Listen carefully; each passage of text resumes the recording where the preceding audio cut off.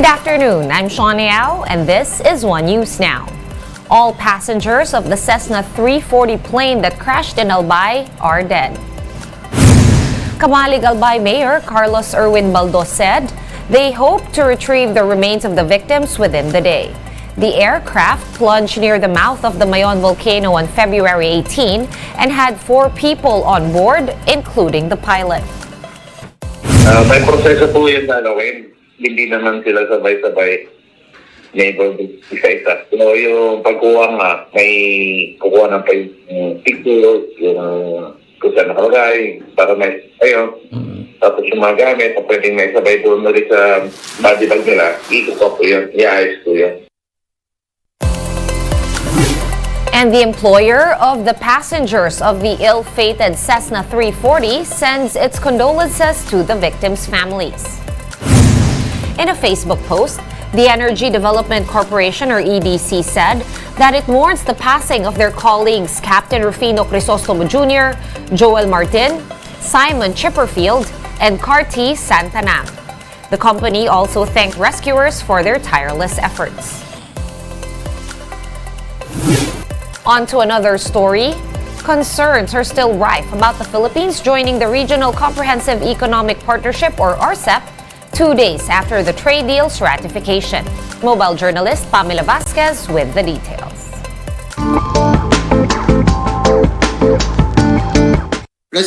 Twenty senators voted in favor of the RCEP, the biggest free trade agreement in the world.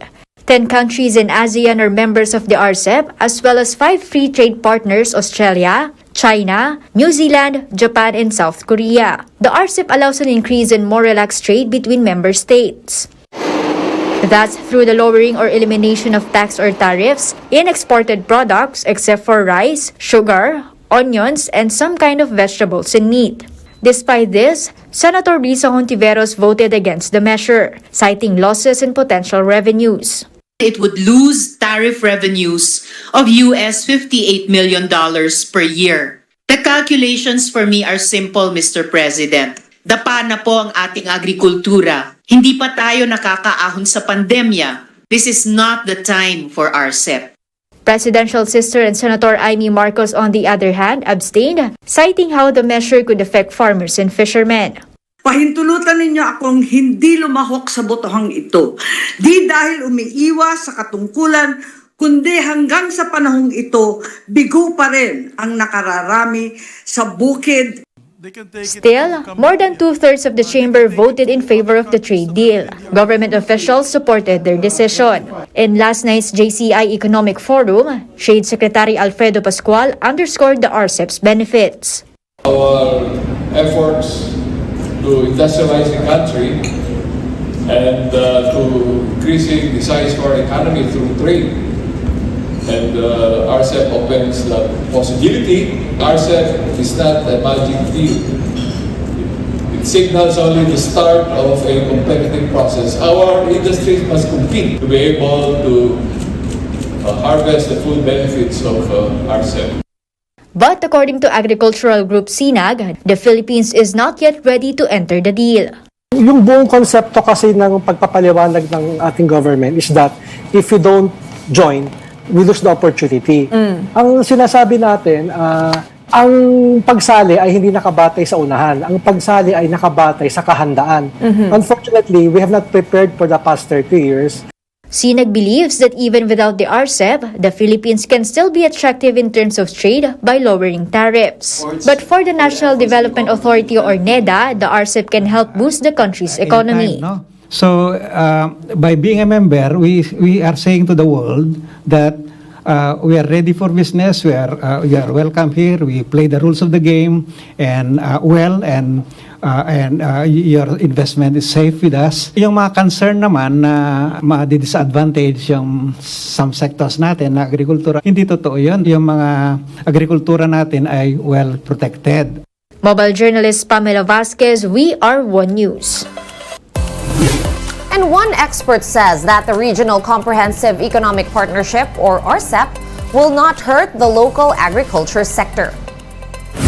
In an interview with the chiefs, former Agriculture Undersecretary Fermin Adriano said that there are ways to make the country's farmers competitive against liberal trade. But first, he said that farms have to be consolidated or clustered. Aking opinion is we need to consolidate or cluster our farms. The average farm size now is less than a hectare. If that's the size of farm, which goes down to the problem of agrarian reform. We need to rethink that as a policy instrument. Kasi pag hindi mo consolidate, how can you apply technology? How can you apply farm machinery? Time now to take a quick break, but One News Now will be back with more stories after that. Stay with us.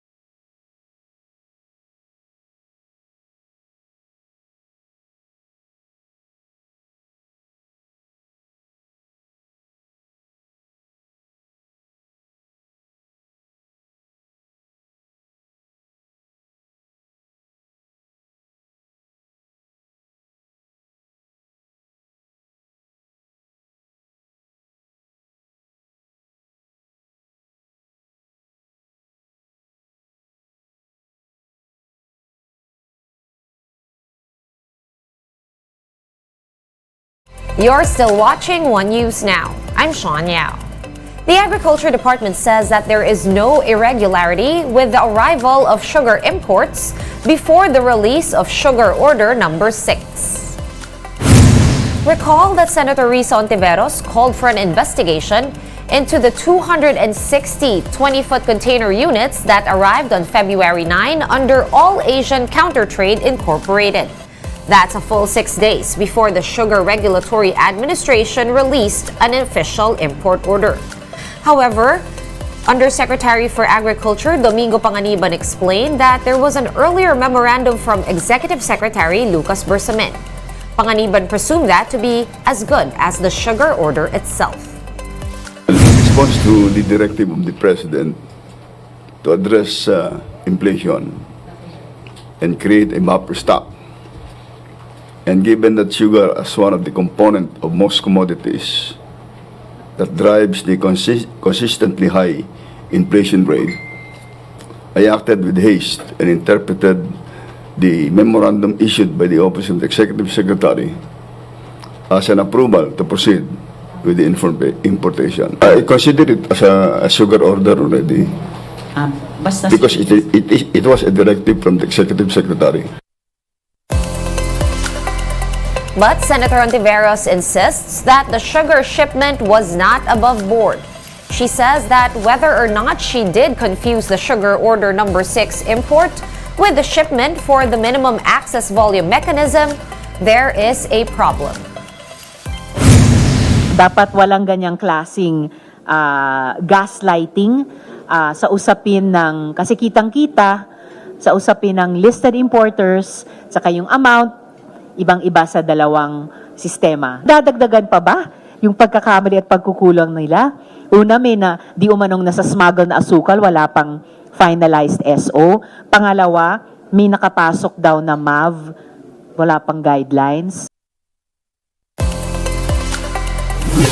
And here is a quick look at today's other top stories. Travelers will be greeted with higher airfares by March due to an increase in the fuel surcharge. The Civil Aeronautics Board, or CAB, announced that the passenger and cargo fuel surcharge will be adjusted to level 7 next month. The MTRCB, or Movie Television Review and Classification Board, has agreed to a bill pushing for the expansion of its mandate. If passed, the MTRCB will also have the power to review the content of online streaming platforms. Billionaire Elon Musk's satellite internet service Starlink is now live in the Philippines. Starlink positions low-orbit satellites into space to establish internet connection, which can then reach remote areas.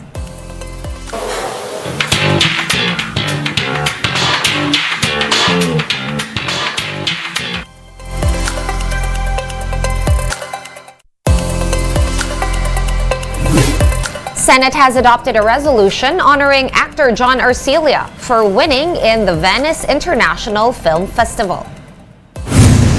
In the resolution of Senator and actor Lito Lapid, Arcilla's world-class talent was commended after winning the coveted Volpi Cup for Best Actor in the festival.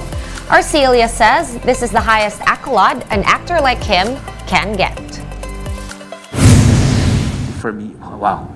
Isang malaking achievement para sa isang mamamayan ng Pilipino na yung sarili mo, yung trabaho mo ay ni-recognize ng mga opisyal ng bayan. And President Bongbong Marcos was referenced in the latest episode of the American game show Jeopardy! Participants were asked about a country with a president who assumed office in 2022 and has, quote, taken so many trips that a play on his name is Ferdinand Magellan Jr. Well, one of the contestants got the correct answer, which is the Philippines. Ferdinand Magellan was a Portuguese explorer who tried to sail around the world and was killed by Filipino hero Lapu-Lapu. Since assuming the presidency 8 months ago, Ferdinand Marcos Jr. has gone on 10 foreign trips.